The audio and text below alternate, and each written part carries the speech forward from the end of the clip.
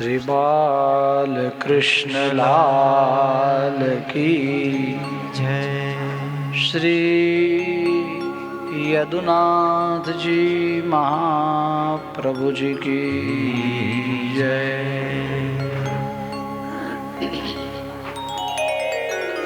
શ્રી બાદરાયણિર્વાચ કૃત્વા દૈત્યવધં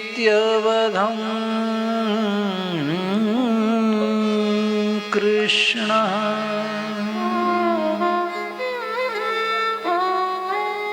સરામો યદુભિર્વૃતઃ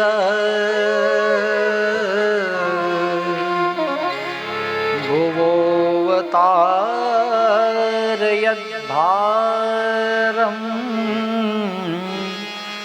જવિષ્ઠં જનયં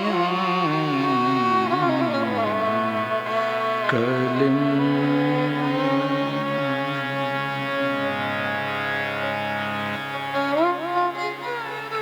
11મો સ્કંધ મુક્તિ લીલા. આ મુક્તિ સ્વરૂપ માં અવસ્થિતિ જેની આપણે વાત કરતા હતા કે આપણું સ્વરૂપ એ શું છે.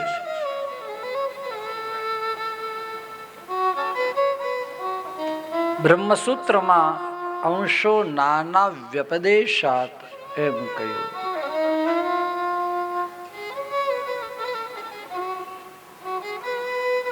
એ જ વાત શ્રીમદ ભગવદ્ ગીતામાં મમૈવાંશો જીવલોકે જીવભૂત સનાતન એમ પ્રભુની આજ્ઞા છે. આ આપણા સ્વરૂપની ઓળખાણ આચાર્ય ચરણોએ આપણને ગદ્યમંત્રમાં પણ આપી કે આ પ્રભુથી વિખૂટો થયેલો જીવ. હોળીની અંદરથી તણખા જેમ નીકળે એમ એકાદું કોઈ વાર અંગારો પણ બહાર પડી જાય. આ અંગારો થોડાક સમયમાં શાંત થઈ જાય. એનું કારણ હોળીથી આટલો મોટો જે ભડકો છે હોળીનો, એ ભડકામાંથી આ અંગારો બહાર પડ્યો એટલે એ શાંત થયો, ઠંડો થઈ ગયો અને કાળો પણ પડી ગયો, કોયલો થઈ ગયો ને. સમજ में आ रही ને बात?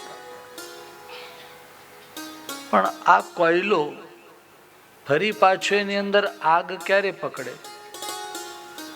તો વડીલો જ્યારે અંગીઠી કરે અને અંગીઠી ઉપર જ એક સમયમાં સામગ્રી સિદ્ધ થતી, તો આ અંગીઠી કરે તો એની અંદર કોયલા અંદર બીજા પધરાવવામાં આવે અને નીચેનો દરવાજો ખોલી નાખે, જરા હવા આપવામાં આવે એટલે અંગીઠી ફરી પાછી પ્રજ્વલિત થાય. એ તો હોતા હૈ. અલગ થયેલો કોયલો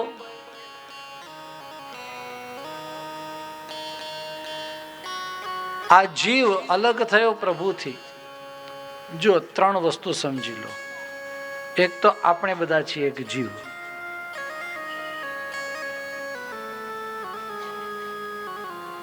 જીવની અંદર સત અને ચિત બંને છે, પણ આનંદ નથી. આ રસ્તામાં થાંભલોના દિવાલ ને બધું છે, એની અંદર સત તો છે પણ ચિત્ત ચૈતન્ય નથી. સમજાય છે ને બરોબર? સત, ચિત્ત અને આનંદ 3 વસ્તુઓ છે. તો આ દિવાલો હોય કે થાંભલા હોય કે જે કઈ વસ્તુઓ છે નિર્જીવ જેને આપણે કહીએ, એની અંદર સત છે પણ ચિત્ત નથી. મનુષ્યની અંદર સત પણ છે અને ચિત્ત પણ છે, પણ આનંદ નથી. પેલામાં ચિત્ત અને આનંદ બે નથી. આપણામાં આનંદ નથી. જેમ પેલામાંથી કોયલો અલગ પડ્યો, અંગારો અલગ થયો, તો એની આગ શાંત થઈ ગઈ, અગ્નિ શાંત થયો અને એ બુઝાઈ ગયો, તો એની અંદર કોયલાપણું તો છે જ ને.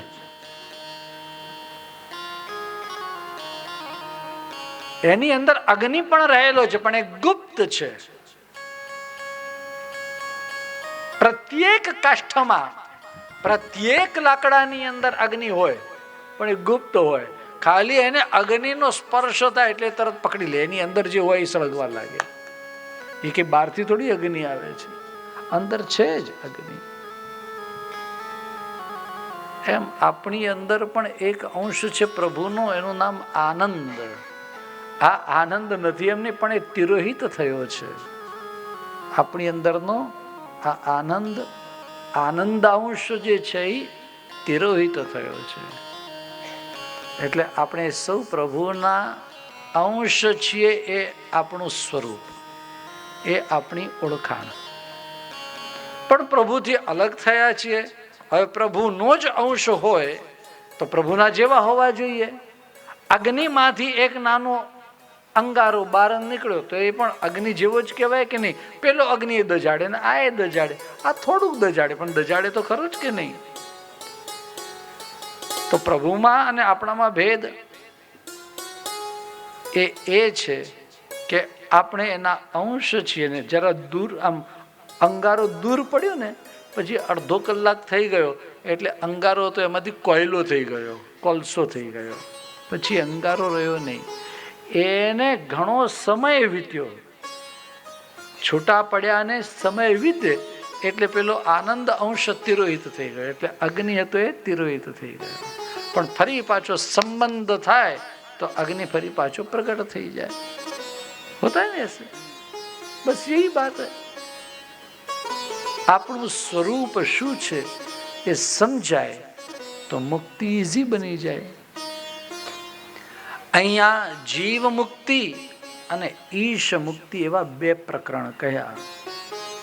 જીવ મુક્તિ એના માટેની બધી એનો પ્રોસિજર બતાવ્યો, આખી વ્યવસ્થા બતાવી કે કઈ રીતે થાય.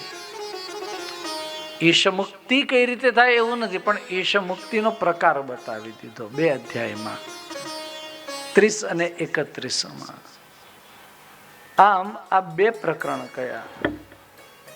આ 11મા સ્કંધના પ્રારંભની અંદર પ્રથમ અધ્યાયની અંદર જે યાદવ કુલનો સંહાર થવા માટે શાપ નિમિત્ત બન્યો એની વાત કરી. જાંબુવતીનો દીકરો સાંબ અત્યંત રૂપાળો છે, ગોરો ગોરો છે, અને આ સાંબ એને સ્ત્રીનો વેશ પહેરાવી આજે જ્યાં આચાર્ય ચરણોના બેઠકજી પણ બિરાજે છે એવું બહુ જ સુંદર રમણીય સ્થળ છે. પિંડ તારક ક્ષેત્ર, આજે એને પિંડારા તરીકે ઓળખાય છે. દ્વારિકાથી 40 કિલોમીટર પહેલા ભાટિયાથી આગળ જતા આવે, ભાટિયા પાસે આ પિંડ તારક ક્ષેત્રમાં ઋષિઓ પધાર્યા છે. બહુ સુંદર એની કથાનું વર્ણન કર્યું છે. કશ્યપ, અત્રિ, વામદેવ, અસિત, વિશ્વામિત્ર, કણવ, દુર્વાસા, ભૃગુ, અંગિરા, નારદજી, આ બધા ઋષિઓ ત્યાં હતા. અને એમ જાણે પ્રેગ્નન્ટ લેડી હોય એવો એને વેશ પહેરાવી અને લઈને આવ્યા. અને એમ પૂછે કે આ સ્ત્રી જે છે એ પૂછવામાં સંકોચ કરે છે. પ્રશ્ન વિલજ્જતી સાક્ષાત, પૂછવામાં એમને સંકોચ થાય છે, શરમ આવે છે. એટલે એના વતીથી અમે પૂછીએ છીએ કે ભાઈ એને કિમસ્વિત સંજનેષ્યતિ, એને દીકરો થશે કે દીકરી? અને ઋષિઓને ખબર પડી કે આ તો ઉદ્ધત થયેલા યાદવો આપણી પરીક્ષા કરવા આવ્યા. અને ઋષિઓએ એમ કહ્યું, જનયિષ્યતિ વો મંદાહા મુસલમ કુલનાશનમ, તમારા કુળનો નાશ કરવા વાળું મુશળ જન્મશે. આમ કહ્યું. અને પેલા છોકરાઓ ગભરાયા, આ બાળકો ગભરાયા, કુમારો ગભરાયા અને દોડ્યા અને બધું ખોલ્યું તો એમાંથી ખરેખર એક મુસળ નીકળ્યું. મુસળને શું કહેવાય ગુજરાતીમાં? એનું નામ સાંબેલું કેમ કહેવાય? કારણ કે સાંબના પેટ સાથે એનો સંબંધ થયો છે. એવું મને જે પ્રતીત થાય છે, હું ઘણી કથાઓમાં આ વાત કરું, because of it is related to Samba. એટલા માટે બાકી તમે ગુજરાતી સિવાય બીજી કોઈ પણ જગ્યાએ તમે જુઓ, કોઈ એને સાંભળેલું એટલે શું ખબર ના પડે. હિન્દીમાં તમે જુઓ, બીજા કોઈ પણ ભાષાઓમાં ક્યાંય સાંભળેલું શબ્દ નથી. પણ આ તો ગુજરાતમાં જ આ ઘટના ઘટી. એટલે જ્યારે પેલું આવ્યું મુસળ હાથમાં, કે મુસળ એટલે શું? આ પેલું સાંભવાળું એ લઈ આવો ને, એમ સાંભળેલું એમ, એ સાંભળેલું. આ સાંભના લીધે એનું નામ થયું સાંભળેલું. તો એ સાંભળેલું એ ખરેખર નીકળ્યું, જોતામાં એની સાઈઝનું થઈ ગયું. અને ત્યારે ઉગ્રસેન મહારાજ પાસે ગયા. જો અપરાધ થયા પછી પણ પ્રભુ પાસે નહીં આવ્યા. ઉગ્રસેન મહારાજ પાસે અપરાધને છુપાવવા માટે ક્યાં કિયા જાય, અને ઉગ્રસેન મહારાજ એમ કહે કે એનો નાશ કરી દો. અને ત્યારે તચ્ચૂર્ણયિત્વા મુસલમ યદુરાજસ્સ આહુકઃ સમુદ્ર સલિલે પ્રાસલ્લોહં ચાસ્યાવશેષિતમ. લોખંડનું છે, આટલું મોટું સાંભળેલું, આખું લોખંડનું. તો એણે કહ્યું કે આને ચૂરો કરી નાખો. તો ચૂરો કરે તો પણ કેવી રીતે ચૂરો થાય? એ બધું ઘસીને ચૂરો કર્યો. હવે સમજી લો સાંભળેલું આમ હોય તો ઘસીને ચૂરો થતો જાય. પછી બેનો જે લોકો પેલા કોપરા પાક કરતા હોય એને ખ્યાલ હોય, છેલ્લે કંઈક તો રહી જાય ને પેલું.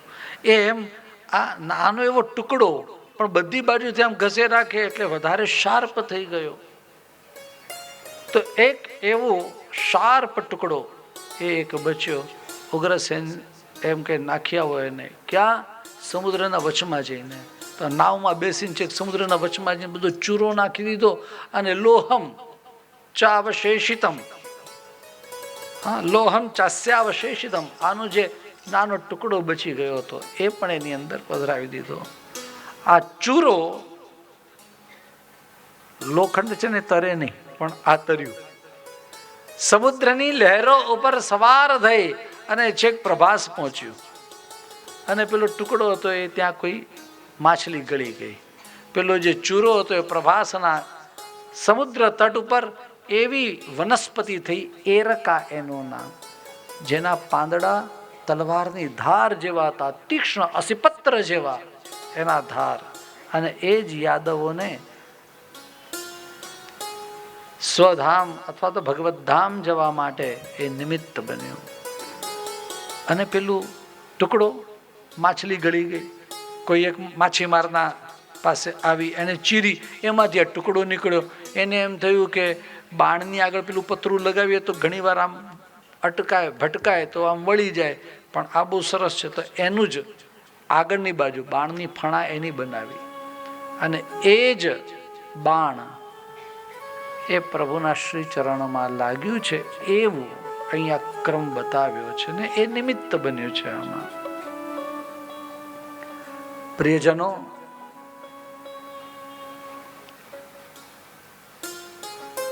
એક બહુ સરસ શ્લોક આપેલો છે અહીંયા. 3 નામ કયા પ્રભુના? ઈશ્વર, ભગવાન, જ્ઞાત સર્વાર્થ. પહેલું નામ કયું? ભગવાન. ભગવાન એટલે બધું જ જાણે છે તે ભગવાન. ભગવાન જ્ઞાત સર્વાર્થ. પછી બીજું નામ કયું? ઈશ્વર. ઈશ્વરની ડેફિનેશન એવી છે, ઈશ્વરની વ્યાખ્યા એવી છે કે જે કર્તુમ અકર્તુમ અને અન્યથા કર્તુમ સમર્થ હોય. તો પ્રભુ તો અન્યથા કરવા માટે પણ સમર્થ છે, અકર્તુમ પણ સમર્થ છે અને કર્તુમ પણ સમર્થ છે. તો પ્રભુએ આ શાપને રોકવાનો વિચાર કર્યો હતો, રોકી શક્યા હોત, પરંતુ શ્રી સુખદેવજી એમ કહે કર્તુમ ન ઈચ્છત વિપ્રશાપમ. હવે ત્રીજું નામ ભગવાનનું કયું? કાલરૂપી અન્વમોદત. કાલ રૂપે અનુમોદન કર્યું છે કે નહીં, એ હોના ચાહીએ. સ્કંદ પુરાણના મહાત્મ્યની અંદર એમ આવે, એમાં બતાવ્યું છે કે મૌસલ માર્ગથી બધા જ દેવતાઓ જે યાદવો અહીંયા બનીને આવ્યા છે, એ દેવતાઓને મૌસલ માર્ગથી પાછા એમના સ્થાનમાં પ્રભુએ મોકલાવ્યા છે. તો પ્રભુની આ ઈચ્છા છે, એટલા માટે આ બધું થઈ રહ્યું છે. દ્વારિકા નાથ દ્વારિકામાં બિરાજતા અને તે સમયે નારદજી વારંવાર જાતા આવતા બધું કરતા અનેક વાર. વસુદેવ દેવકીજીને એમ થતું હતું કે આ મહારાજ વારંવાર આવે છે, કે દક્ષિણા લેવા આવતા હશે, પરંતુ ખબર પડી કે જેને હું પુત્ર સમજુ છું, પુત્ર નહીં પરંતુ જગતનો તાત છે, ત્યારથી નારદજી ઉપર માન વધી ગયું કે આ નારદજી એમને અપડાઉન નથી કરતા, પ્રભુના વારંવાર દર્શન કરવા પધારે છે. અને ત્યારે નારદજીના ચરણ પકડ્યા અને એમ કહ્યું કે અમને તમે જ્ઞાન આપો. આ નારદજીએ જે નિમિ રાજાને નવ યોગેશ્વરોએ જ્ઞાન આપ્યું હતું, કવિ હરિ અંતરિક્ષ પ્રબુદ્ધ પીપલાયન આવિર્હોત્ર દ્રુમિલ ચમસ કરભાજન વગેરે નવ યોગેશ્વરોએ જે જ્ઞાન આપ્યું, આ પણ બહુ જ સુંદર વિષય છે. એ પણ આમ ધ્યાનમાં રહેતો ભાગવત ધર્મ નો માત્ર આપણે આશ્રય લઈએ તો પણ ઘણી બધી વાતો છે જે કવિ મહારાજ, કવિ નામના યોગેશ્વર હરિ, કવિર હરિ અંતરિક્ષ પ્રબુદ્ધ પીપલાયન વગેરે જે બધા આ વાતો કરે છે, ખૂબ સુંદર છે. અને એ ભાગવત ધર્મનો ઉપદેશ, યાનાસ્થાય નરો રાજન ન પ્રમાદ્યેત કરેચિત ધાવન નિમીલ્યવા નેત્રે ન પતે ન સ્ખલેદિય. કેવા સુંદર ભાગવત માર્ગની વાત કરી કે આપ સૌ જે આ પુષ્ટિ ભક્તિ માર્ગ, કે આ ભાગવત માર્ગ એ એવો છે કે એમાં આંખ બંધ કરીને તમે દોડો. બીજા માર્ગમાં તો એવું છે કે તમારાથી ભૂલ થાય તો ભોગવવી પડે. અહીં તો ભૂલ થાય જ નહીં, ને ભૂલ થાય તો પણ પ્રેમની અંદર બધું જ માન્ય છે. આ પ્રેમ લક્ષણા ભક્તિનો માર્ગ છે. ભગવત ભક્તિ એવી છે, ભક્તિની અંદરની ભૂલો એ પ્રભુ એમ કહે છે કે એ મેં તને ના સુજાડ્યું એટલા માટે તારી ભૂલ થઈ. આપણે એવું ના કહેવાય, હા, પણ પ્રભુ આ પ્રમાણે કહે કે મેં તમને ન સુજાડ્યું એટલે તારાથી ભૂલ થઈ. એમ યાનાસ્થાય નરો રાજન વગેરે શ્લોક કયા છે. મનુષ્ય દેહની અત્યંત મહત્તા બતાવી છે.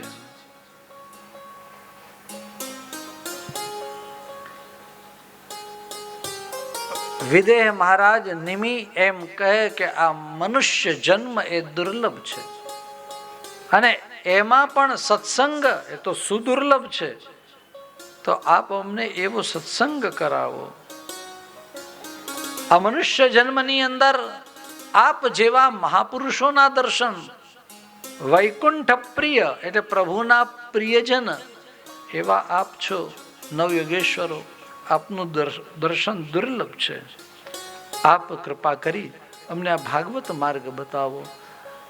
બહુ સરળ શબ્દોમાં એમ કહ્યું કે તમને કાંઈ ન ખબર પડે તો ખાલી એટલું ધ્યાનમાં રાખો કે તમે જે કંઈ પણ કરો છો, કે હરો છો કે ફરો છો, તમે જે કરો એ બધું ભગવદ અર્પણ કરો. કાયેન વાચા મનસા ઇન્દ્રિયૈહિ વા, કોઈ પ્રકૃતિના સ્વભાવથી અનુસૃત સ્વભાવાત, બુદ્ધિથી બુદ્ધ્યા આત્મના અનુસૃત સ્વભાવાત, તમે જે કરો તે તો બોલે પ્રભુને એ અર્પણ કરવું. આના કરતા મોટો ભાગવત ધર્મ, આના કરતા સરળ વસ્તુ શું આપણને શીખવાડે. બહુ સુંદર સુંદર આ બધા ઉપદેશો આપ્યા છે.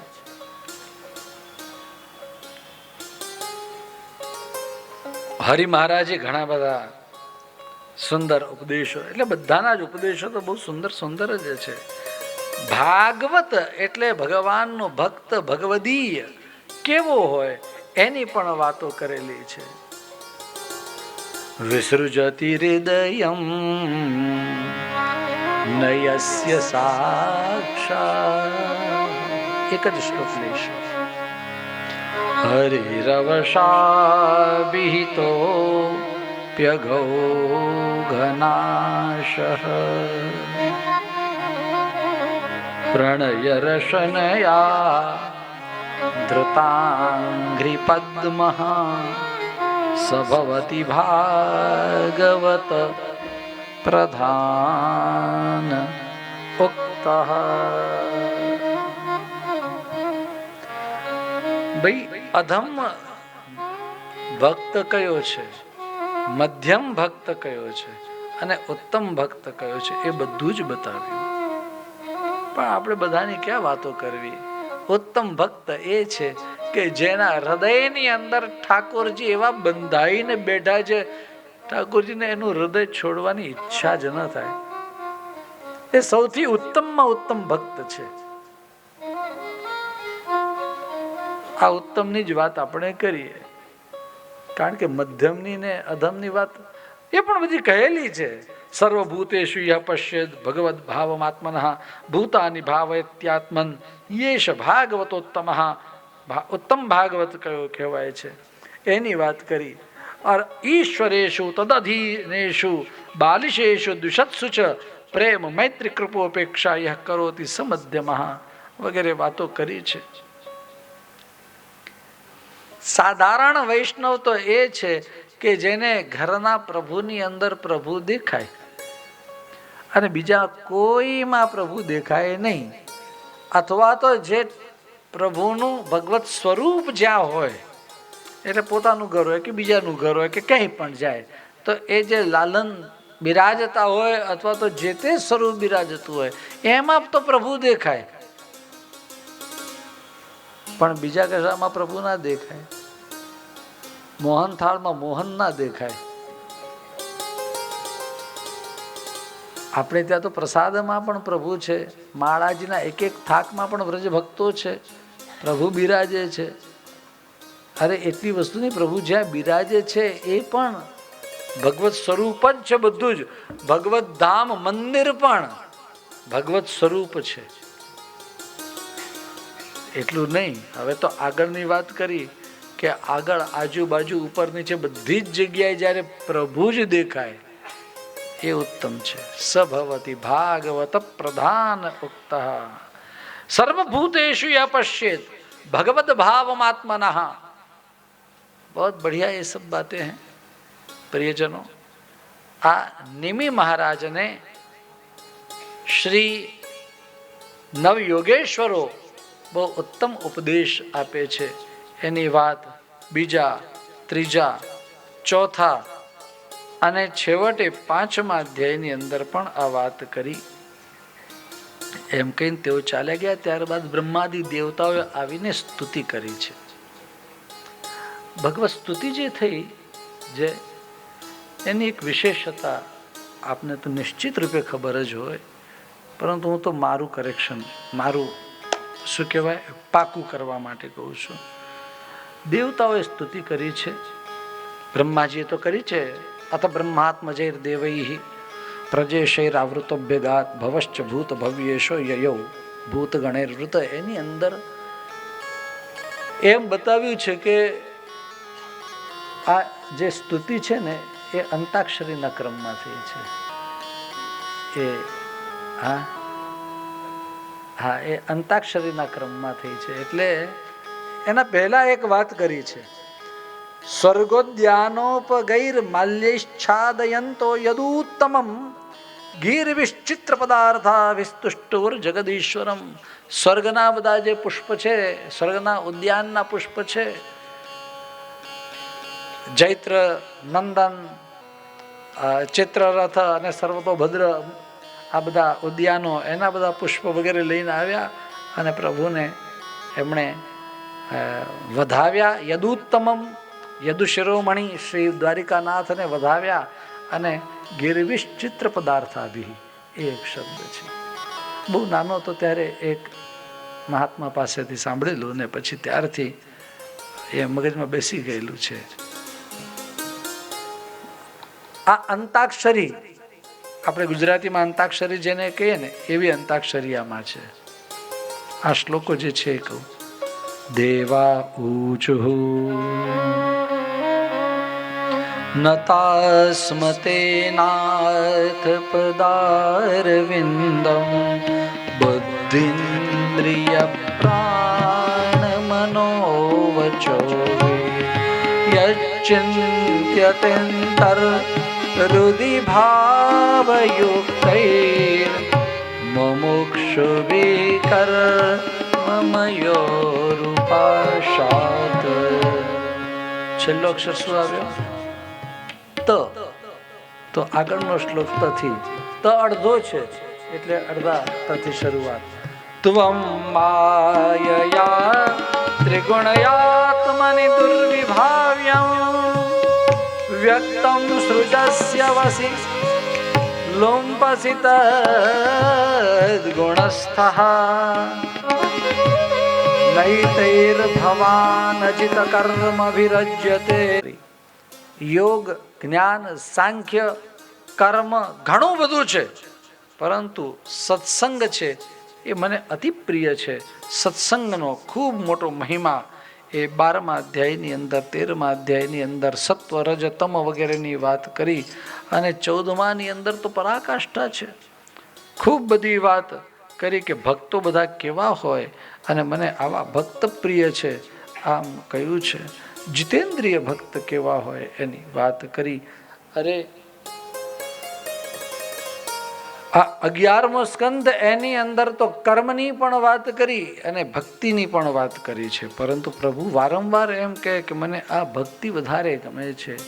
વનની અંદર રહેતો યતિ, તપસ્વી, જોગી, સંન્યાસી એના કેવા ધર્મ હોય, એને અગ્નિહોત્ર કેમ સાચવવાનું, કઈ રીતે, એ બધી વાત કરી. અનેકાનેક વિષયો બધા કયા છે, વિધિ શું છે, પ્રતિષેધ શું છે, એટલે વિધિ હોય અને નિષેધ પણ હોય, એ બધી વાત કરી. અનેક પ્રકારના પ્રશ્નો, શ્રી 35 પ્રશ્નો તો એક સાથે નાના નાના ટૂંકા ટૂંકા કહી દીધા છે. અને આ બધાના જવાબ પ્રભુએ બંને રીતે એટલે 70 જવાબ આપેલા છે. કેટલા કેટલા તત્વ છે એની વાત કરી. પ્રિયજનો, ઉદ્ધવજીએ મનની વાત કરી તો મનની વાતના પણ જવાબ આપ્યા. એક નાની કથા કહી. ઉજ્જૈની નગરીમાં જે કંજૂસ બ્રાહ્મણ રહે એ કદરી બ્રાહ્મણની કથા કહી. અને એને છેવટે રિયલાઇઝ થયું કે ધન છે એમાં તો આટલા બધા અનર્થ છે. એ તે પંચદશાનર્થાઃ હ્યર્થમૂલા મતા નૃણામ એમ કરીને 15 અનર્થો બતાવ્યા એના. કે કંજુસાઈ કરી કરી કરી કરીને મેં જે બધું ભેગું કર્યું, આ કંજૂસનું ધન કોણ ખાય? ભાઈ કંઈ કહેવાય નહીં. આ કંજૂસનું ધન ક્યાં જાય? કારણ કે કંજૂસ પાછા બીજે કોઈ જગ્યાએ છુપાવી આવ્યા હોય, ઘરના એનાય ખબર ના હોય અને એ હાથમાં ન આવે. કૃપણે ન સમોદાતા ન ભૂતો ન ભવિષ્યથી. કંજૂસ જેવો તો કોઈ દાનવીર થયો જ નથી. પોતે જ પોતાનું ધન હાથ લગાડ્યા વગર બારોબાર દાન કરી દે છે. ખબર જ ના પડે ક્યાં ગયું. એમ એ મરી જાય, ગયું ગયું. એણે એક વાત કરી કે મને સુખ અને દુઃખ કોણ આપે છે? સુખ નાયમ જનો મેં સુખ દુઃખ હેતુ. આ ભિક્ષુ ગીતા અહીંયા બતાવી છે. સુખ દુઃખનું કારણ એ કોઈ વ્યક્તિ નથી. તો કોણ છે? તો દરેકે દરેક બાબતમાં એમ કહ્યું કે આ મનથી જ દુઃખ થાય છે ને મનથી જ સુખ થાય છે. આપણે માની લીધું. એક નાની વાત કરી લઉં. એક અભિભાવક કોઈ આપણા ખાસ પરિચિત એમના ઘરમાં એક વ્યક્તિ ગયો અને એને ત્યાં પેલા એમણે અડધી ચા આપી. બોલો, અડધી ચા સુખ કહેવાય કે દુઃખ કહેવાય? જેને નથી પીવી પરાણે પીવી પડે એ તો કે નહીં નહીં નહીં, ખરેખર મારી કઈ ઈચ્છા નથી. એને તો એમ થાય કે આય વધારે છે. અને જે રસી એવું હોય એને એમ થાય કે હાવ નિહાક્યા છે, અડધી ચા આપી. આ સુખ કે દુઃખ ક્યાં છે? અડધો કપ ખાલી છે એમાં છે કે અડધો કપ ભરેલો છે એનું સુખ, અડધો કપ ખાલી એનું દુઃખ માનવાનું.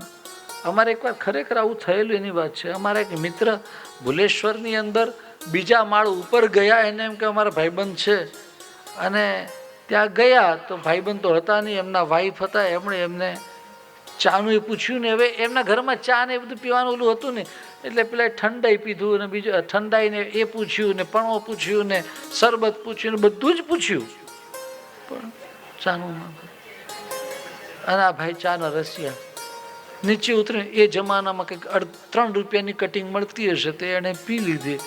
પછી મને કે યાર હું તો આના ઘરે ગયો, મને કોઈ ચાનું ના પૂછ્યું. કાંઈ કે 2 દાદરા ચડીને ગયો, અને ત્યાંના તો માળામાં દાદરા પણ કેવા કેવા ઊંચા ઊંચા પગથિયાવાળા એ સમયના. હવે તો એ બધું રહે ને, બધું તૂટી ગયું, ત્યાં રીડેવલપમેન્ટ થાય છે. પણ કહેવાનો અર્થ એ છે કે જઈને આવ્યા ને પછી મને અઠવાડિયા 15 દિવસ પછી આ ભાઈ મળ્યા. મને ક્યાં પછી મેં ઘરે કહી દીધું, આ ભાઈ આવે ને તો બીજું કંઈ પૂછો કે ના પૂછો, નહીં તો એ ગામમાં બધે કહેતા રહેશે એમ. પછી મેં એમને સમજાવ્યા, મેં કીધું યાર તમે તે 3 રૂપિયાની કંજુસાઈ કરી, એના માટે થઈને 3 દાદરા ચડ્યા કે 4 દાદરા, એટલે એક માળમાં આમ એક આમ જાય ને આમ જાય એમ, એટલે 2 દાદરા એક માળ 4 દાદરા. મેં કીધું પેલા એમને પીવડાવવું નહીં એવું નહોતું, પણ એવું કે ધ્યાનમાં નહીં રહ્યું એમ. તો આ દુઃખ કોણે દીધું એમને? એણે બોલાવ્યા હતા તમને કે મારા દીકરાના લગ્ન છે આવજો તમે? તમને એમ હતું ચલો આપણે ઉપર જતા આવીએ, તો ઉપર હારું એકદમ ઉપર ન પહોંચી ગયા. તો આવા લોકો ખોટે ખોટા દુઃખી થાય. આ દુઃખી થવાનું કારણ પોતાનું મન હોય. આ કદરી એમ કે છે, મનોગુણાન વૈસૃજતે બલીયઃ તતશ્ચ કર્માણિ વિલક્ષણાની શુક્લાની કૃષ્ણાન્યથ લોહિતાની તેભ્ય સવર્ણા શ્રુતયો ભવંતી. દરેકે દરેક બાબતમાં પછી એમ કહે છે કે આ આપણે જમતા જમતા આપણે એમ લાગે ને કે ભાઈ મને આને દુઃખ આપ્યું, આને દુઃખ આપ્યું, એમ બધું થાય છે ને વારંવાર. આપણે જમતા જમતા દાંતની વચમાં જીભ કચડાઈ જાય તો તમે કોના પર ગુસ્સો કરો? આવી વાત આમાં લખેલી છે. હા, હું એમને નથી કહેતો. જીહવામ સ્વદદ્ભિઃ તો કતમાય કુપ્યેત, એવું લખેલું છે. તમે કોના ઉપર ગુસ્સો કરો? આ કોના દાંતે આવું કર્યું? તો જોરથી મુક્કો મારી તોડાવી નાખવા જોઈએ કે નહીં? કેમ લાગે છે? કુછ ગલત કહા ક્યા? તમારા દાંતે આવું કર્યું નહીં? બોલે આ બધા આપણા જ છે. કદાચ કોઈ સુખ દુઃખમાં નિમિત્ત બને તો એ આપણા જ છે. આપણે આપણા દાંત તોડી નથી નાખતા. એમ પેલાને કંઈ બોલવું નહીં, કંઈ કહેવું નહીં, એ પણ ભગવદ ઈચ્છા છે. તથૈવ તસ્ય લીલેતી. હમણાં તો તમે મેં કહ્યું ને પહેલા દિવસથી આપણું વિવેક ધૈર્ય આશ્રય ચાલે છે, તેમ આ નિજેચ્છા અતઃ કરીષ્યતિ. આ બધું મગજમાં તરત રાખવું, હૃદયની અંદર આરૂઢ થઈ જવું જોઈએ. આમૃતે ક્યાં સુધી સહન કરવાનું છે? હા, સહન ક્યાં સુધી કરવાનું? આમૃતે મરણ ના થાય ત્યાં સુધી સતત સહન કરે જ રાખવાનું એમ. તો એમાં કઈ બહુ મોટી વાત નથી. આપણને શું થાય તકલીફ ખબર છે? બીજો કંઈક કરી જાય ને કે કહી જાય ને તો એ સહન થાય. આપણું કોઈ કહી જાય ને તો બહુ ચટકો લાગી જાય, એવો આમ થઈ જાય ને, એ મને આને આમ કહી દીધું. આ બ્રાહ્મણ એમ સમજાવે છે. આ ભિક્ષુ ગીતા વારંવાર વાંચવી જોઈએ. એ કોના માટે થઈને આ બધું કરવાનું? કોઈની ઉપર ગુસ્સો નહીં કરવો. આ બધી વાત આની અંદર કહી. પછી તો ઘણી બધી વાતો. હવે ઓહો, ઘડિયાળ તો ભાગે રાખે છે, પણ હવે ઘણી બધી વાતો આવે અને આમ પાનું ફરે એટલે એમ થાય કે આ વાત કરીએ, આ વાત કરીએ. ચાલો મૂકીએ એક બાજુ. ઉદ્ધવજીએ કહ્યું,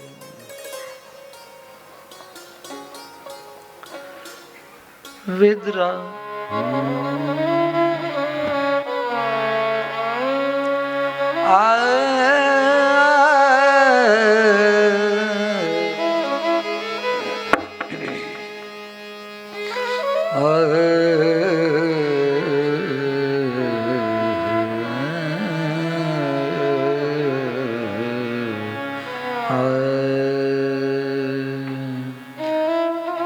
વિદ્રાવિતો મોહ મહાંધકારો ય આશ્રિતો મે તવ સન્નિધાનાત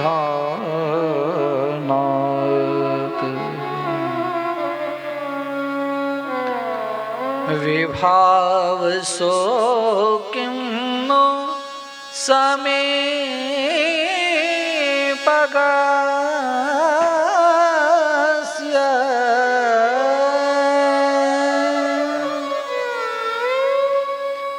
શીતમ તમોભિ પ્રભવન્ત્યજાદ્ય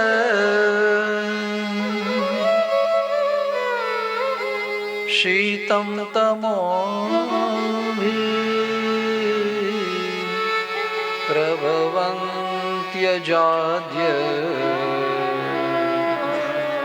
હે નાથ, આપે મારો મોહ મહાંધકાર દૂર કર્યો છે. હમ ક્યાં આપશે કહે, મને હવે સત્ય સમજાયું છે. હવે મારી માટે શું આજ્ઞા છે? પ્રભુએ આજ્ઞા કરી, ગચ્છોદ્ધવ મયાદિષ્ટો बदरियाख्यम ममाश्रमम. ठाकुर जी बद्रिकाश्रम को अपना आश्रम कहते हैं. बदरियाख्यम ममाश्रमम तत्र मत्पादतीर्थो दे स्नानोपस्पर्शनैशुचि. वहां पर क्या है? मेरे चरण से प्रकट हुआ जल है, मत्पाद तीर्थ है. पंचम स्कंदમાં એવું વર્ણન આવે કે પ્રભુએ આમ બલિરાજાએ ચરણ ધોયા, જ્યારે માપવા માટે ચરણ ઊંચો કર્યો ત્યારે એકદમ આમ આખું ચરણ ઊંચો કર્યો. ચરણ ઊંચો કર્યો ને તો આ બ્રહ્માંડ છે. બ્રહ્માંડ સમજ રહે ને? બ્રહ્માંડ અંડ, અંડ એટલે ઈંડું, ઈંડાની અંદર પ્રભુ એટલે આપણે બધા જ છીએ.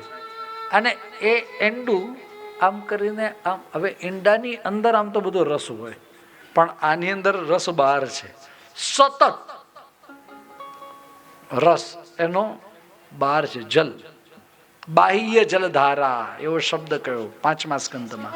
આમ પગ ઊંચું કર્યો તો એમાં ઠાકોરજીના ચરણના નખ એને લાગ્યા એટલે આ ઈંડાની કાચલી તૂટી, પટ પટ પટ, અને ચરણ ઊંચો થયો. ઊંચો ગયો તો બાહ્ય જલધારા હતી એ એની અંદર પ્રવેશી સીધું. તમને સમજાય છે ને? ટાઇટેનિકની અંદર પાણી કેવું ધડાધડ, જે બહારનું જળ હતું એ અંદર આવવા માંડ્યું ને, એમ એના જેવું બહારનું જળ સીધું ધડ ધડ ધડ ધડ ધડ ધડ ધડ આવવા લાગ્યું. ઠાકોરજીના ચરણને પ્રક્ષાલન કરી અને આમ નીચે એનું પતન થયું. જેવું આવ્યું મેરુગીરીના શૃંગ ઉપર, અને એની ચાલ ચાર અલગ અલગ ધારાઓ થઈ. સીતા, ભદ્રા, હજુ એક છે અને અલકનંદા. એમાં જે અલકનંદા છે એ દક્ષિણ તરફ એટલે આપણા તરફ આવી. આ અલકનંદાની અહીંયા વાત કરી. તરત તત્ર મત્પાદ તીર્થો દે. પ્રભુ કે મારા એ ચરણનું જલ છે અને એ અંદર પ્રવેશ્યું. આ જ્યારે ભારત વર્ષનું પાંચમા સ્કંદમાં વર્ણન કર્યું છે ત્યારે એમાં બતાવ્યું કે ત્યાં અલકનંદાના કિનારે શ્રી ધ્રુવજી બિરાજમાન છે.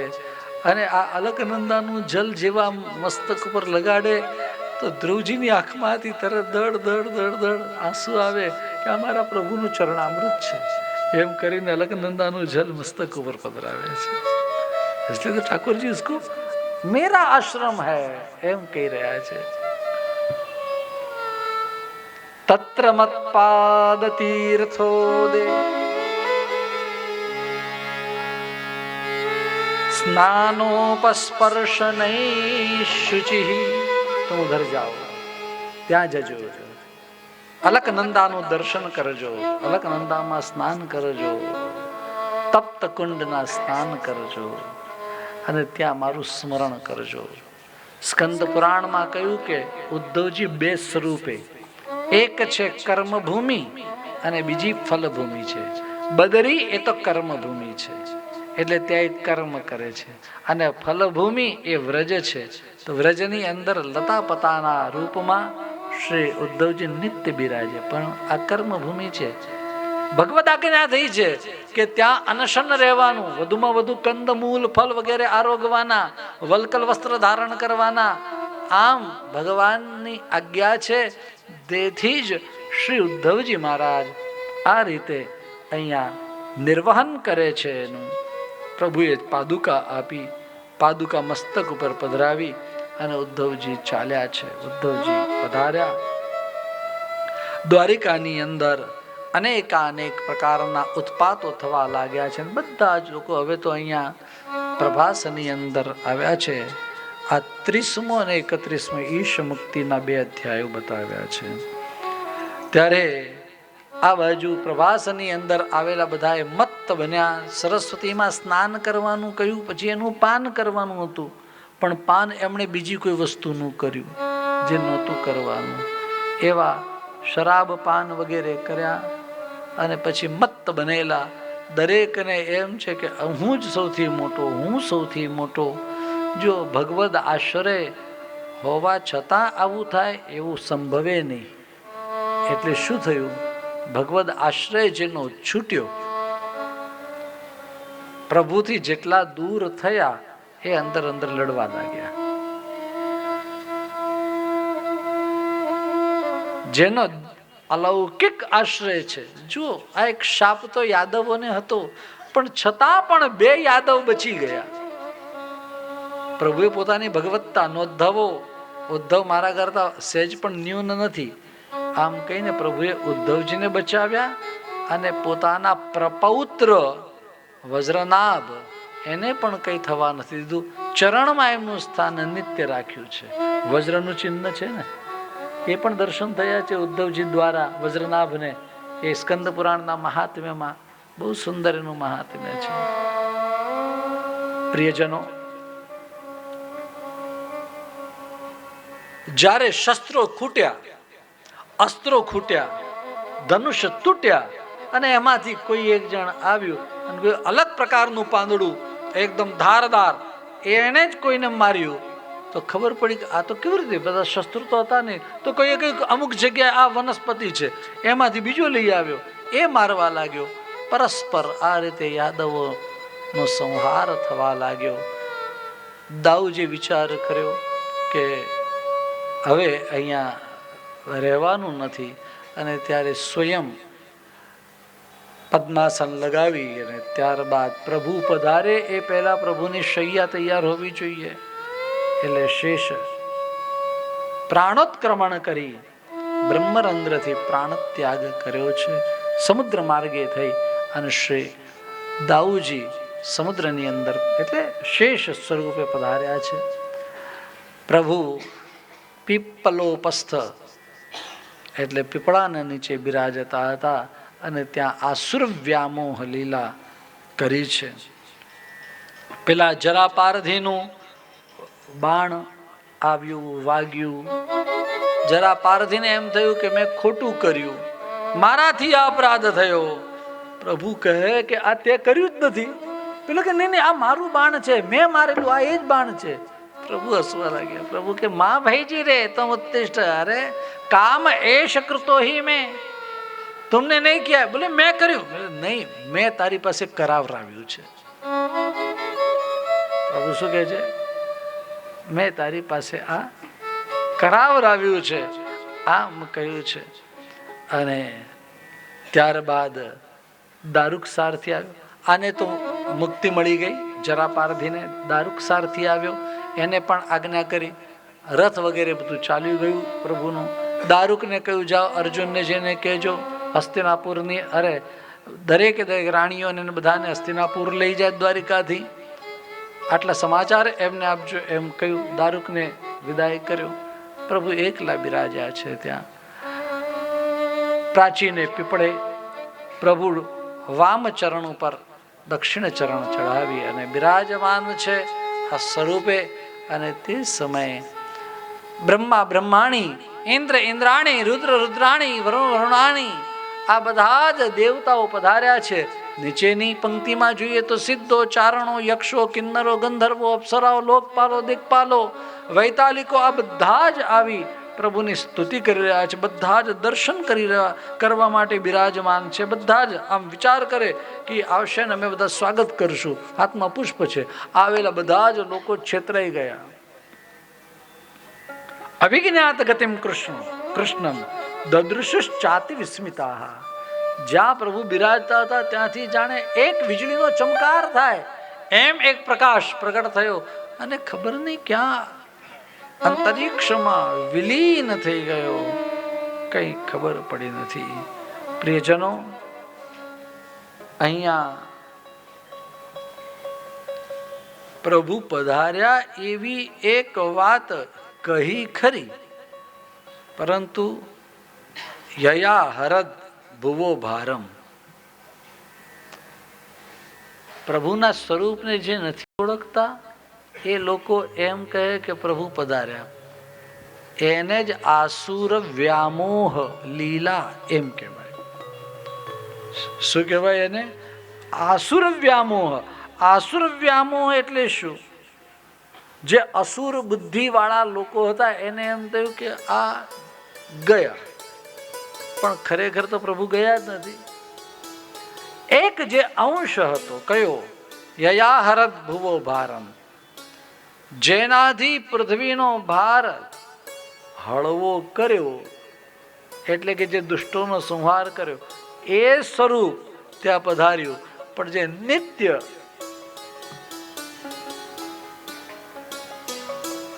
વ્રજમાં બિરાજે છે એ તો વૃંદાવનમ પરિત્યજ્ય પદમેકમ ન ગચ્છતિ. આ એ સ્વરૂપ છે. અને એ સ્વરૂપે પ્રભુ નિત્ય આપણા સૌની વચમાં, આપણા ઘરમાં, આપણી સેવામાં, આપણે ત્યાં નિત્ય બિરાજે છે. એ ક્યાંય પધાર્યા જ નથી. અમને અમારા પૂર્વાચાર્યો સુરી એવી આજ્ઞા કરતા કે પ્રભુના સ્વધામ ગમનની કથા ના કરીએ, અને કરીએ તો પુનઃ એકવાર આપણે નંદ મહોત્સવ કરવો જોઈએ 1-2 મિનિટ માટે. નંદ ઘેરા નંદ ભયો, કનૈયા લાલ કી, ગોકુલ મેં આનંદ ભયો, કનૈયા લાલ કી, ધીરજ મેં આનંદ ભયો, કનૈયા લાલ કી, આનંદ હી આનંદ ભયો, કનૈયા લાલ કી, યશોદા ને લાલન જાયો, કનૈયા લાલ કી, નંદ ઘેરા નંદ ભયો, કનૈયા લાલ કી. પ્રભુ નિત્ય આપણે ત્યાં બિરાજે છે. એ ભાવ છે. પ્રભુને વંદન કરીએ. છેવટે તો આશ્રય વગર બધું જ અધૂરું. 12મો સ્કંદ, એનું નામ આશ્રય લીલા છે. આ આશ્રય 5 પ્રકારનો છે. એની આજ્ઞા આચાર્ય ચરણો બીજા સ્કંધના 10મા અધ્યાયની અંદર જે આશ્રય બતાવ્યો એનો સંદર્ભ લઈને 5 પ્રકાર કેવી રીતે થાય એ બતાવે છે. પણ એ કયા કયા 5 પ્રકાર છે એ આપણે અહીંયા જોઈશું. સૌથી પહેલો આશ્રય છે એનું નામ શ્રી કૃષ્ણાશ્રય. હવે મારે તો કાલે તમને કઈ પૂછવાનું નથી. મારે એમ કઈ કહેવાનું નથી કે ભાઈ હું કાલે પૂછીશ, એવું તો કઈ છે નહીં. પણ છતાંય તમને કહું તો ખરું, મામી પૂછશે એમ કહ્યું. શું બધાને મારે ફોન કરીને ના પૂછાય ને? તો પહેલો આશ્રય કયો કયો? કૃષ્ણ આશ્રય. બીજો આશ્રય છે એનું નામ જગદાશ્રય.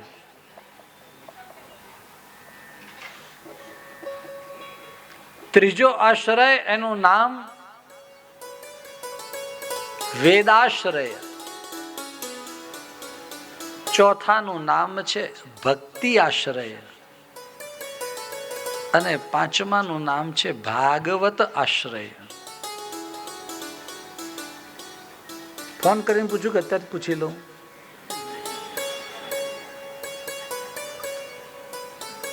સૌથી પહેલો, અરે વાહ, મારે ક્યાં ફોન કરવાની જરૂર? શું તમે આમ આવા અમને આમ આડે પાટે ચડાવે, પછી મારે ફોન લઈને જ બેસી રહેવાનું? હિનાબેન, મીનાબેન, ઈના, મીના, દીકા, બધા જે છે બધા બહેનો મારે ફોન કરી રાખવાના. મીનાબેન ફોન નહીં કરું, હા, પૂછી લો અત્યારે જ. તો પહેલો શ્રી કૃષ્ણાશ્રય, પછી બીજો જગદાશ્રય. વાહ વાહ, તમને યાદ છે એમ. મેં ભૂલવાડવા માટે બીજી બધી વાતો કરી વચમાં, પણ તમે ભૂલ્યા નહીં. Very good. ત્રીજો વેદાશ્રય, ચોથો ભક્તિ આશ્રય અને પાંચમો હા હા શ્રી ગોવિંદ પ્રભુના ઉત્સવ સમયે હું એમને દર્શન માટે આવીશ ત્યારે બધાને પૂછીશ. મારે પેલું ફોન પર પૂછવું ના પડે એટલા માટે એક સમય દર્શન માટે ત્યારે બધાને પૂછીશ. Okay, ready? ખરેખર પૂછું ફરી એકવાર? અચ્છા, પહેલું નામ. હવે જુઓ, 3 અધ્યાયની અંદર શ્રી કૃષ્ણાશ્રય બતાવ્યો, પણ એમાં કૃષ્ણાશ્રયમાં કૃષ્ણ જેવી કઈ વાત તો આવી નહીં. પહેલાની અંદર શું આવ્યું? બધા રાજાઓના બધાના નામ આપ્યા. આ પેઢીમાં આ થશે, આના પછી આ થશે, આના પછી એ બધા પણ બોલી શકાય, પણ એ બધા બોલીને આપણો કૃષ્ણાશ્રય સિદ્ધ નહીં થાય, એટલે મારે અત્યારે નથી બોલવા. બીજા અધ્યાયની અંદર પાછા આવા રાજાઓ, પછી કળિયુગ આવો થશે ત્યારે રાજાઓ નપાવટ થશે એમ કહ્યું. અને એની વાત નહીં, કળિયુગની અંદર લોકો આવા થશે, તેવા થશે, ખાવાના અને વસ્ત્ર વગેરેના કોઈ ભાન વગેરે નહીં હોય, ન ખાવાનું ખાય, જે બધા આ શૌચના નિયમો છે બધા નહીં પાડે, બધું ઘણું બધું કહ્યું. પણ એ પણ આપણને કંઈક કામ લાગે કે ખાસ અત્યારે? અને આપણે એવું બધું કંઈ પાડીએ એવા ખરા? મેડને મેડે ચડાવી દીધી, મેડને મેળે ચડાવી દીધી એવા છીએ. તો શ્રી કૃષ્ણાશ્રયમાં ક્યાં આવ્યો? તો એક વાત કરી ત્રીજા અધ્યાયમાં કે કદાચ આપણાથી જે કંઈ પણ થાય ન થાય, પણ કળિયુગની અંદર એકમાત્ર આશ્રય છે એ શ્રી કૃષ્ણનો આશ્રય છે. આટલું તો સમજાય છે ને? હું બહુ સરળ ભાષામાં કહેવા માંગુ છું. તો આ શ્રી કૃષ્ણાશ્રય સિવાય બીજું કંઈ નથી. એટલે અનેક કળિયુગની અંદર દોષ છે, પણ આ બધા દોષોની વાતો કરવા જઈએ, દોષો જોતા જોતા પેલો કે હું દોષો થઈ ગયો, પણ છતાંય દોષ પૂરા ન થયા તો શું કરવું? તો બોલે દોષ નહીં જોવા, ગુણની વાત કરીએ. કૃતે યધ્યાયતો વિષ્ણુ ત્રેતાયામ યજતો મખૈ દ્વાપરે પરિચર્યાયામ કલૌ તદ હરિકીર્તનાત.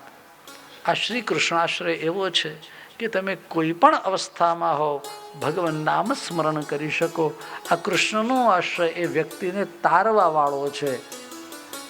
બાત સમજમાં આ ગઈ? કૃષ્ણાશ્રય સમજાઈ ગયો? બોલો શ્રી બાલકૃષ્ણ લાલ કી. થોડો ઓછા લોકોને સમજાયું મને લાગ્યું, જે નહીં બોલે ને એટલે એમ. હવે શ્રી કૃષ્ણાશ્રય કહી દીધું, પછી જગદાશ્રયની કઈ જરૂર રહે ખરી? અને જગતનો આશ્રય કરવાનો કે કૃષ્ણનો કરવાનો?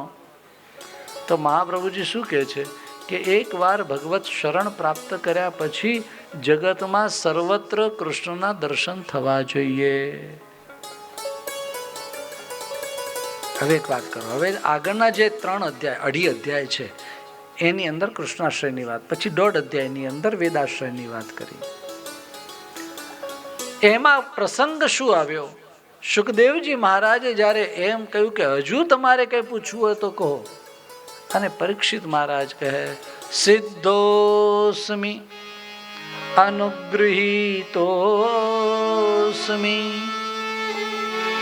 ભવતા કરુણાત્મના શ્રાવિતો યચ્ચ મે સાક્ષાત અનાદિનિધનો હરિ ભગવાંસ્તક્ષકાદિભ્યો મૃત્યુભ્યો ન બિભેમ્યઃ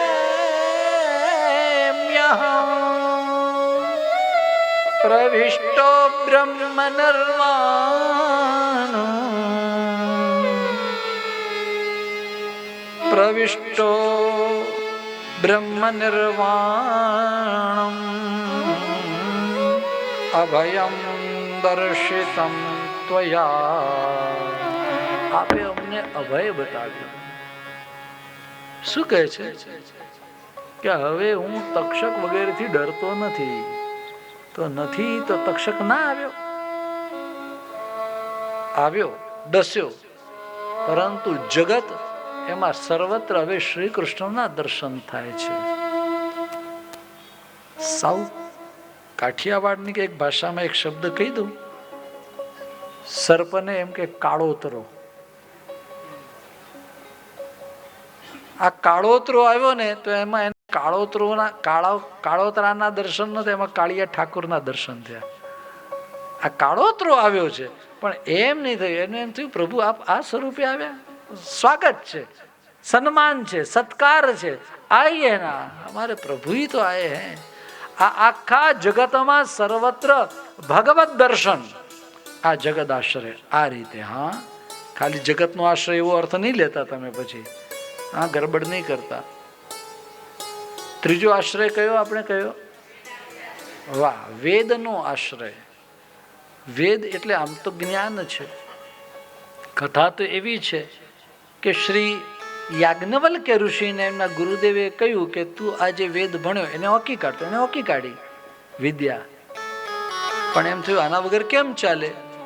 એટલે સૂર્ય ભગવાનને પ્રસન્ન કર્યા તપ કરીને, અને એમની પાસેથી શુક્લ યજુર્વેદ પ્રાપ્ત કર્યો. આ વેદની વાત કરી.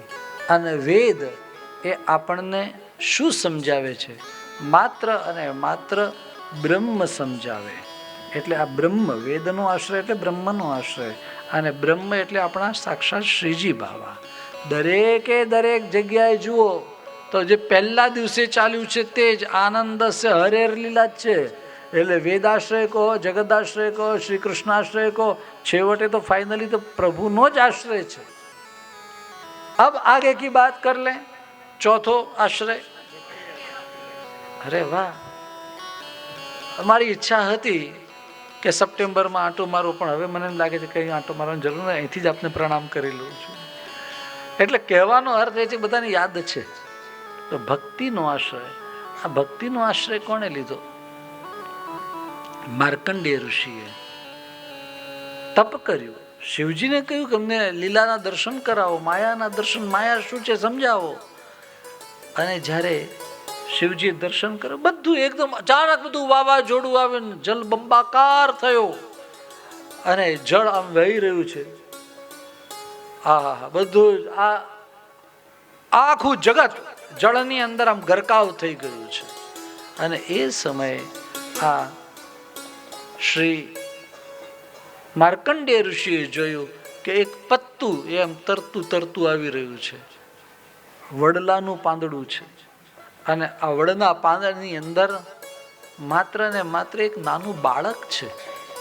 હવે બાળક હોય તો એવો પ્રશ્ન થાય, અરે આ બાળકનું શું થશે? એની માતા ક્યાં છે? એના પિતા ક્યાં છે? આ બાળકનું પોષણ કોણ કરે? એને ફીડિંગ કોણ કરાવે? એમને બાળક કેમ રહી શકે? એવા બધા વિચાર આવે. પણ એમણે જોયું કે એને ફીડિંગ માટે બહાર ક્યાંય જવાની જરૂર નથી. પોતાના શ્રીયસ્તની અંદર પોતાનો જ ચરણ એમણે લીધો. આ કોણ છે? શ્રી બાલકૃષ્ણ પ્રભુ છે. અને એમણે પોતાના મુખની અંદર આ ચરણ પધરાવ્યો છે. એટલે પુષ્ટિ ક્યાંથી એમને પ્રાપ્ત થાય? પોતાનાથી જ. આત્મતુષ્ટ છે, આત્મારામ છે. એ પ્રભુ પોતે જ પોતાનાથી તુષ્ટ છે. એને કોઈ બહારની શક્તિ પુષ્ટ કરતી નથી, પોષણ આપતી નથી. આવું બાલક આમ વટસ્ય પત્રસ્ય પુટે શયાનમ ऐसे बालकृष्ण એવા પ્રભુને જોયા. બહુ સુંદર. હજુ કઈ વિચાર કરે એમાં આ બાળક સાધારણ રીતે આપણે બધા જ લોકો શ્વાસ લઈએ ને છોડીએ, આપણને ખબર ના હોય. એમ પ્રભુએ આમ શ્વાસ લીધો એટલામાં બન્યું જેવું શ્વાસ લીધો એટલે તરત જ આ શ્રી માર્કંડેય ઋષિ સીધા શ્વાસ દ્વારા એમના શરીરની અંદર ઘૂસી ગયા. એને ખબર જ ન પડી કે પોતાનું આટલું નાનું સ્વરૂપ કેવી રીતે થઈ ગયું. અને અંદર જઈને જુએ તો આ બાલકૃષ્ણ પ્રભુના અંદર ઉદરમાં અનેક બધા બ્રહ્માંડો છે. એક બે નહીં, કેટલી બધી ગેલેક્સીઝ. અને એવી એક ગેલેક્સીઝની અંદર કેટલા બધા બ્રહ્માંડો. આવા બ્રહ્માંડમાં આ એક બ્રહ્માંડ જેમાં 4 મોઢા વાળા બ્રહ્માજી છે, એવું એક જ બ્રહ્માંડ છે આપણું. અને એ બ્રહ્માંડની અંદર પણ પાછા અતલ વિતલ સુતલ રસાતલ તલાતલ અને ભૂરલોક સ્વરલોક મરલોક જનલોક, આવું એક બ્રહ્માંડ. એની અંદર ભૂરલોક જોયો. આ ભૂરલોકની અંદર આપણું ભારત વર્ષ જોયું. ભારત વર્ષની અંદર પણ પોતાનો આશ્રમ જોયો. આશ્રમ બધો વ્યવસ્થિત, બહુ સુંદર આ બધું વિચાર કરતા હતા. એટલાની અંદર આ બાળકે આમ શ્વાસ છોડ્યો. આ શ્વાસ લીધો ને છોડ્યો એટલાની અંદર તો બધી લીલા થઈ ગઈ. ખાલી શ્વાસ લીધો ને છોડ્યો, આપણે કેટલી વાર લાગે. એટલાની અંદર આ બધા દર્શન થઈ ગયા. અને જ્યાં શ્વાસ છોડ્યો તો ધૂમ સીધા બહાર આવીને પડ્યા. આમ જોયું તો નહીં જલ, નહીં કઈ કોઈ કાંઈ દેખાય જ નહીં. આ ભક્તિનો આશ્રય લેશો તો સત્ય શ્રી બાલકૃષ્ણલાલજી છે એ સમજાશે, મને એવું લાગે છે. માર્કંડેય ઋષિને આ લીલાના દર્શન થયા કે જ્યારે કાંઈ નથી હોતું ત્યારે પણ એ હોય છે. અને માત્ર ને માત્ર એ જ હોય છે. ત્યારે પણ એ હોય છે એમ નહીં, ત્યારે માત્ર ને માત્ર એ જ હોય છે. એ આ શ્રી બાલકૃષ્ણ પ્રભુનું સ્વરૂપ છે, ભક્તિ આશ્રય. અને ફાઇનલી ભાગવત આશ્રયમાં સૂર્યની ગતિનું વર્ણન કર્યું. અને ત્યારબાદ 12 સ્કંધમાં જે કથાઓ કહી એ બધી સંક્ષેપમાં કહી. નમો ધર્માય મહતે એમ કરી મંગલાચરણ કરે સુત પુરાણીજી. અને શૌનકાદિ ઋષિઓને આ 12 સ્કંધની વાત કરી. આખું શ્રીમદ ભાગવત કહ્યું. અને ફાઇનલી એટલે પરીક્ષિત મહારાજનો જન્મ કર્મ વિલાપનમ આ બધું જ કહ્યું. જે પછી શાપ લાગ્યો, સુખદેવજી મહારાજે જે કથાઓ કરી. બીજો સ્કંદ એટલે પેલો અધિકાર, બીજો સાધન, એ શ્રવણના પ્રકાર આપણે બીજા સ્કંદની અંદર જોયા. પહેલામાં અધિકાર જોયા અને બીજાની અંદર શ્રવણ, સાંગમ શ્રવણમ અંગ સહિત. એમાં તત્વધ્યાન, હૃદપ્રસાદ વગેરે આપણે જોયું.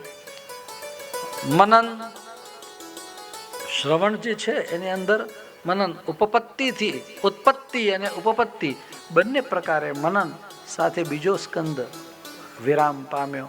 પછી સર્ગલીલા, એની અંદરના 2 પ્રકરણ, બદ્ધ જીવોની સૃષ્ટિ અને મુક્ત જીવોની સૃષ્ટિ આપણે જોઈ. જેની અંદર વરાહ ભગવાન અને બીજામાં કપિલ ભગવાનનું પ્રાગટ્ય.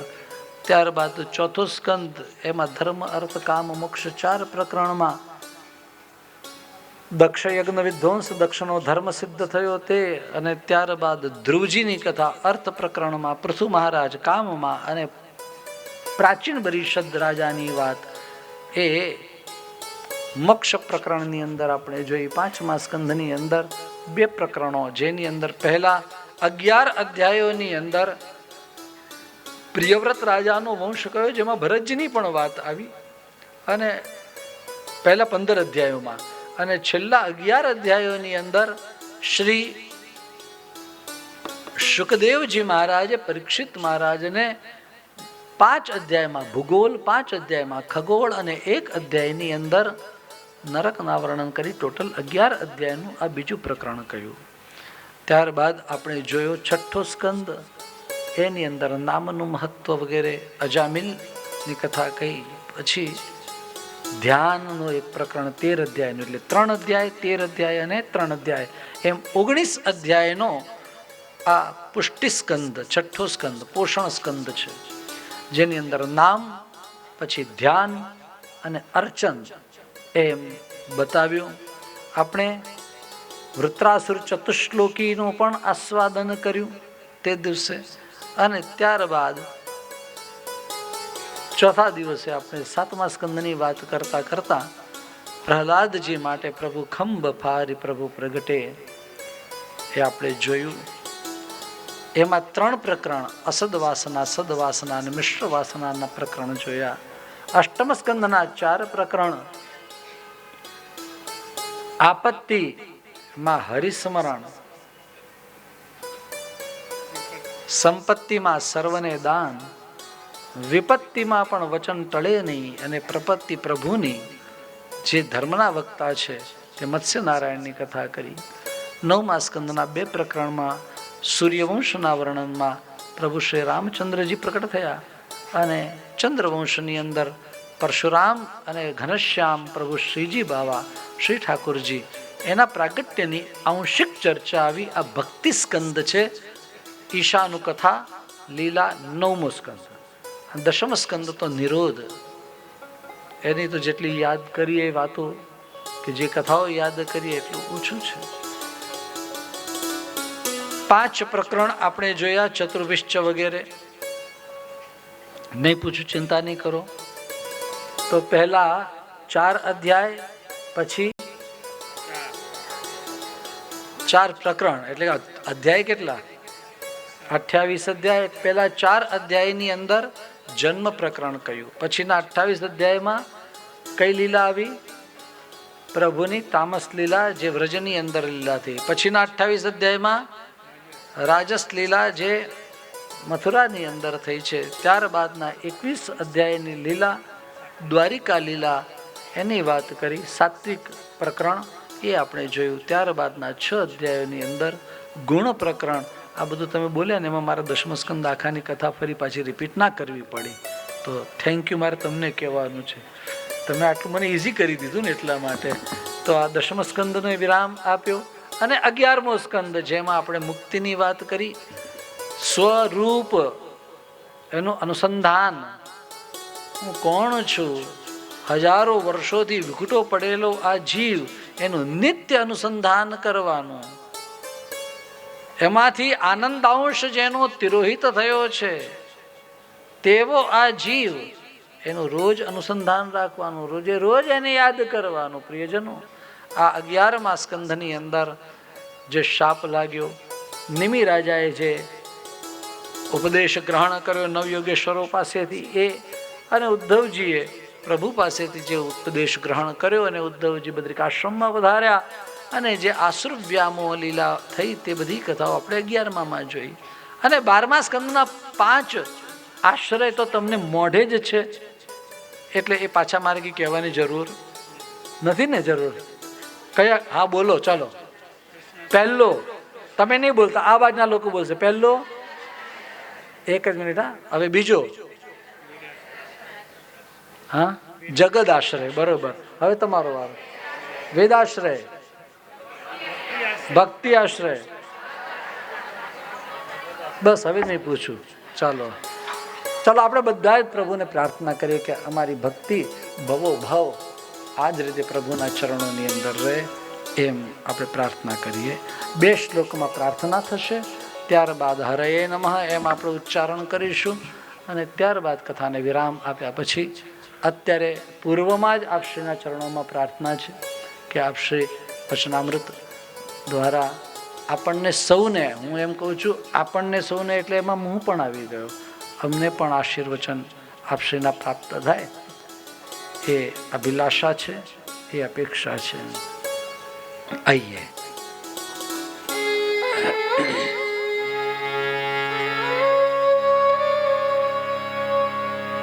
ભવે ભવે યથા ભક્તિ, ભવે ભવે યથા ભક્તિ, પાદયોસ્તવ જાયતે, પાદયોસ્તવ જાયતે, તથા कुरुष्व देवेश तथा कुरुष्व देवेश नाथस्त्वं नो यतः प्रभो नाथस्तं नो यतः प्रभो नाम संकीर्तनं यस्य नाम संकीर्तनं यस्य सर्वपाप प्रणाशनम् सर्वपाप प्रणाशनम् प्रणामो दुःखशमनः प्रणामो दुःखशमनः तं नमामि हरिं परम् त्वं नमामि हरिं परम् तं नमामि हरिं परम् त्वं नमामि हरिं परम् हरये नमः हरये नमः हरये नमः हरये नमः हरये नमः हरये नमः अच्युतं केशवं श्रीरामनारायणं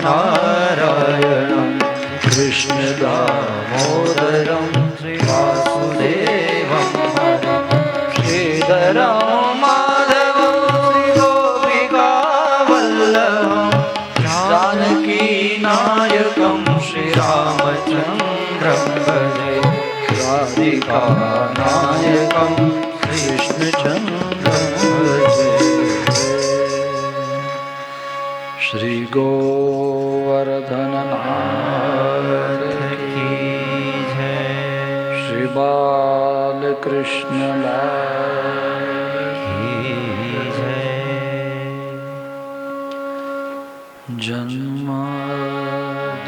जन्माद्यस्य यतोऽन्वयादि तरत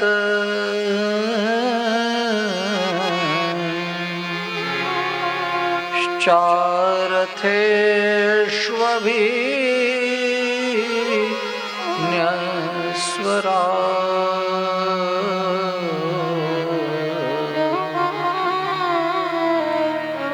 तेने ब्रह्म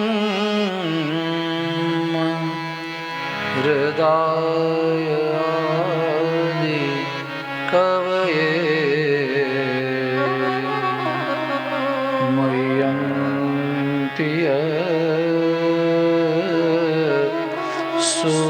सूरय तेजो वारिमृदां यथा विनिमयो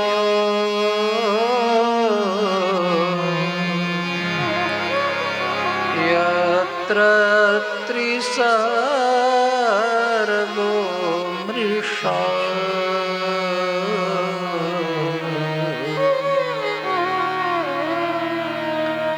धाम्ना स्वेन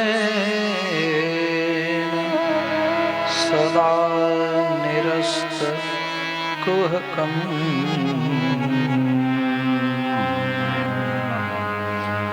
सत्यं परं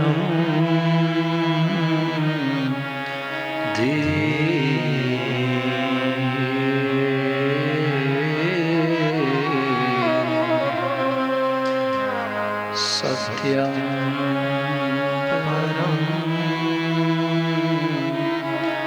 धीमहि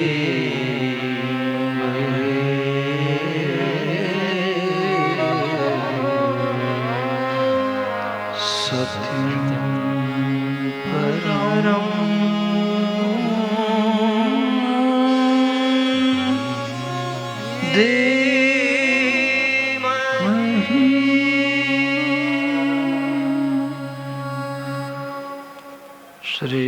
બાલકૃષ્ણ લાલ કી જય.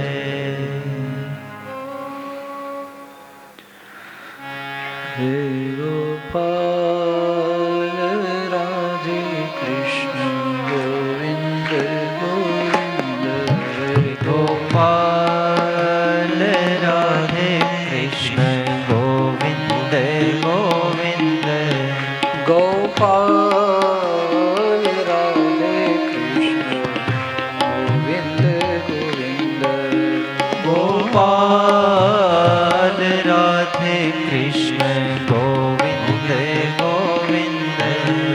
ગોપાલ રાધે કૃષ્ણ ગોવિંદ ગોવિંદ. ગોપાલ રાધે કૃષ્ણ ગોવિંદ ગોવિંદ. કૃષ્ણ ગોવિંદ ગોવિંદ. કૃષ્ણ ગોવિંદ ગોવિંદ. રાધે ગોવિંદ